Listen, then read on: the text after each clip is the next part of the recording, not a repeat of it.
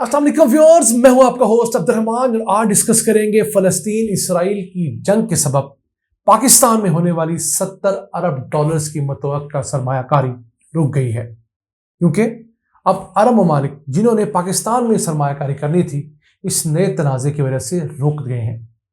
ये खबर दी है एक्सप्रेस ट्रिब्यून के एक अहम सहाफ़ी ने, शहबाज राना, जिनका आर्टिकल है Gaza war to delay 70 billion investment. ये इन्होंने मिनिस्ट्री ऑफ फाइनेंस और दीगर लोगों के इंटरव्यू से अखज़ किया है। अब पाकिस्तान ने सरमायाकारी को फास्ट ट्रैक करने के लिए जून 2023 के अंदर एक SIFC का प्लेटफॉर्म बनाया, जहां पर सिविल और मिलिट्री क़यादत मिलकर चीज़ों को एक्सपेडाइट करना चाहती थी, तेज़ करना चाहती थी। लेकिन पिछले 5 माह गुजरने के बावजूद इस प्लेटफॉर्म के जरिए कोई $1 मिलियन की भी इन्वेस्टमेंट नहीं आ चुकी। बात बहुत बड़ी की गई, दावे बहुत सारे सामने आए, बिलियंस ऑफ डॉलर के दावे थे कि 25 बिलियन डॉलर्स UAE से आ जाएगा, 25 बिलियन डॉलर्स सऊदीया से आएगा, बाकी पूरी दुनिया से, लेकिन $1 भी इस प्लेटफॉर्म के तहत अभी तक नहीं आया। और जो इन्वेस्टमेंट आनी थी उसकी राह में जहां दीगर बहुत सारी रुकावटें थी, सिस्टम करप्ट है, हमारा सिस्टम स्लो है, वहीं पर लोगों को हमारे अदालती निज़ाम पर एतबार नहीं। और सऊदीया समेत दीगर तमाम इन्वेस्ट करने वाले ममालिक ने हुकूमत को कहा कि हम जो इन्वेस्टमेंट करेंगे उनके तनाज़ात अगर उभरते हैं तो पाकिस्तानी कोर्ट्स में सेटल नहीं होंगे, वो इंटरनेशनल कोर्ट ऑफ आर्बिट्रेशन में सेटल होंगे। यानी बजाय पाकिस्तानी जो अदालत में केस करने के, वो कंपनियां डायरेक्टली जाएंगी UK की अदालत में, और UK की अदालत में तो पाकिस्तान हर दफ़ा हार जाता है। लेकिन हम क्या ना करते, SIFC के इस प्लेटफॉर्म ने उन्हें ये फैसिलिटी भी दे दी है। लेकिन इसका असल मसला जो हमारे यहाँ मौजूद है उसे हल नहीं किया गया। प्रॉब्लम क्या है?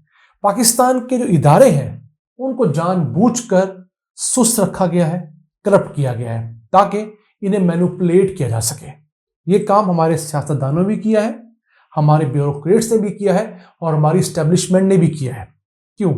अगर कोई इदारा इंडिपेंडेंटली और मेरिट पर काम करेगा तो वो किसी को फेवर नहीं देगा।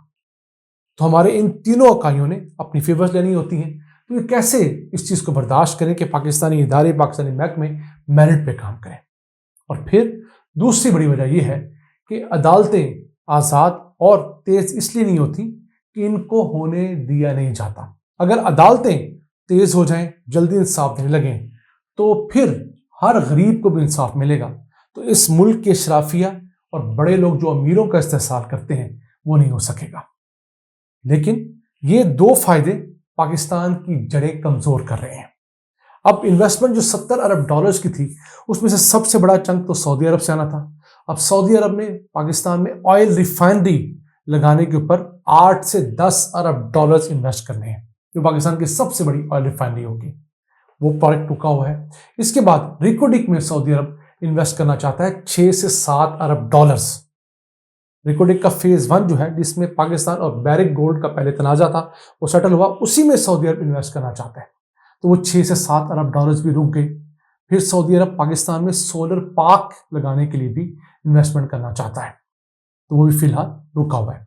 इसी तरह UAE की बात करें तो UAE पाकिस्तान में पोर्ट के ऊपर मुख्तलिफ जो बर्थ्स हैं, कराची पोर्ट के ऊपर, बाकी जगह, वो लेने में इंटरेस्टेड है। फिर और मुख्तलिफ कमर्शियल वेंचर्स करना चाहता है, तो वो भी सारी की सारी डिले का शिकार है। अब इस तमाम चीज़ में एक चीज़ ज़रूर सामने आई है कि जो SIFC का प्लेटफॉर्म है वो कोई नया इंस्टीट्यूशन नहीं है, बल्कि एक इंटरवेंशन करने वाला इंस्टीट्यूशन है कि कोई सरमायाकार अगर आए, उसे किसी महकमे में प्रॉब्लम हो, तो ये इंस्टीट्यूशन उस महकमे में उसकी प्रॉब्लम सॉल्व करे।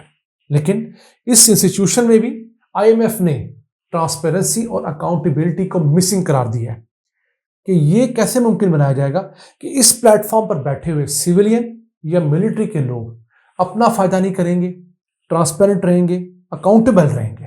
तो इस चीज़ को IMF के कहने के बाद अब कोई ना कोई मैकेनिज्म के ज़रिए ज़रूर अकाउंटेबल बनाना पड़ेगा। वैसे इस प्लेटफॉर्म ने कोई इन्वेस्टमेंट तो गैदर नहीं की, लेकिन बहुत सारी अच्छी पॉलिसी ज़रूर मंजूर करवा ली हैं। मिसाल के तौर पर इनमें से एक राइट ऑफ वे की पॉलिसी है, यानी जो कोई भी कंपनी रेलवे का इंफ्रास्ट्रक्चर इस्तेमाल करेगी, वहाँ पर तारें बिछाएगी, खंबे लगाएगी, तो उसे रेलवे को किराया अदा करना पड़ेगा। पहले ये सारा काम या तो मुफ्त होता था या फिर कुछ रिश्वत ले दे के किया जाता था। اب رائٹ آف وے کا کرایہ سالانہ بنیادوں پر ریلوے کو مختلف ٹیلی کام کی کمپنیز، کیبل بچھانے والی کمپنیز ادا کریں گی۔ اس کے ساتھ ساتھ ٹیلی کمیونیکیشن کا انفراسٹرکچر شیئر کرنے کی پالیسی بننی تھی، وہ بن گئی ہے۔ مثلا کسی ایک کمپنی کا ٹاور ہے تو دوسری کمپنی اس ٹاور کو، اس کے انفراسٹرکچر کو شیئر کرے گی، نیا ٹاور، نیا انفراسٹرکچر لگانے کی ضرورت نہیں ہوگی۔ پھر لینڈ انفارمیشن سسٹم اسی کے تحت ڈیوائز ہوا ہے، اور جو پاکستان بھر میں تقریباً 90 لاکھ ایکڑ بنجر رقبہ قابل کاشت بنانا ہے، اس میں سے 1000 ایکڑ رقبہ جنوبی وزیرستان کے اندر آباد کیا جانا شروع ہو گیا ہے۔ تو یہ آغاز ہے بالکل۔ اس کے بعد آئی ٹی کے اندر بہت سارے اچھے انٹرونشنز کی گئی ہیں۔ مثلاً پہلے آئی ٹی کمپنیز اور فری لانسرز کو صحیح رقم پاکستان لانے کا پابند کیا جاتا تھا، اور وہ رقم پاکستان نہیں لاتے تھے۔ اب انہیں اجازت دی گئی ہے کہ وہ پاکستان رقم لائیں اور آدھی رقم ڈالرز میں سیو رکھیں، اور آدھی رقم کو حکومت پاکستان روپوں میں کنورٹ کر دے گی، اور جب چاہیں اس رقم کو باہر بھیجیں، اس سے کوئی خرچہ کر سکیں۔ اسی کے ساتھ ساتھ ان کے لیے جو انٹرنیشنل ڈینومینیشنز ہیں، مطلب انٹرنیشنل کرنسی میں ڈیبٹ کارڈ کا اجرا کر دیا گیا ہے، تاکہ انہوں نے جو فورن پیمنٹس کرنی ہیں ان ڈیبٹ کارڈز کے لیے کر سکیں۔ پھر ڈیجیٹل پیمنٹس فری لانسرز کے لیے شروع کی گئی ہیں۔ اس کے ساتھ ساتھ ایک 202 میگا واٹ کا رشکئی پاور پلانٹ لگانے کی منظوری دی گئی ہے، اور 1 میگا واٹ کا solar power plant Gilgit Baltistan کے لیے بھی اپروو کیا گیا ہے۔ تو ہمارے ہاں نئے ادارے بن جاتے ہیں، پرانے اداروں کو ٹھیک نہیں کیا جاتا، یہی ہمارا المیہ ہے۔ ہم محکمہ خوراک سے پنجاب فوڈ اتھارٹی کی طرف چلے گئے، یعنی کہ اب صوبے میں محکمہ خوراک بھی کام کر رہا ہے، جس کا پہلے کام فوڈ کو چیک کرنا ہوتا تھا، اب اس سے وہ کام لے لیا گیا ہے۔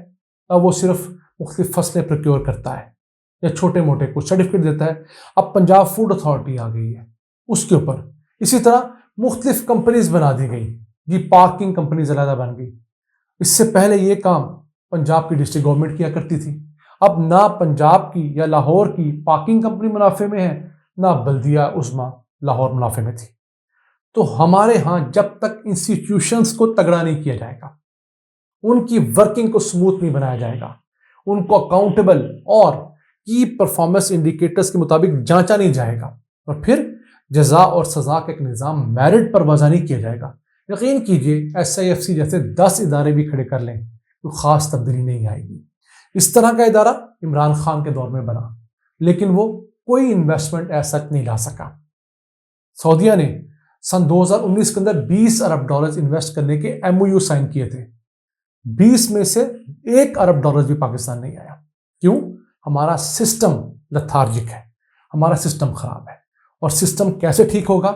آپ پولیس ٹھیک کریں گے، آپ اینٹی کرپشن کا محکمہ آزاد کریں گے، آپ عدلیہ کو تگڑا اور کھل کھلا کر میرٹ پر فیصلے کرنے کی اجازت دیں گے، یقین کیجئے یہ 2-3 بڑے قدموں کے بعد لوگوں میں ایک ایسا خوف آئے گا کہ قانون نافذ ہونا شروع ہوگا، رشوتیں نہیں لی جائیں گی، فائلوں کو بلا وجہ دبایا نہیں جائے گا، اور انویسٹرز کو سپورٹ کیا جائے گا۔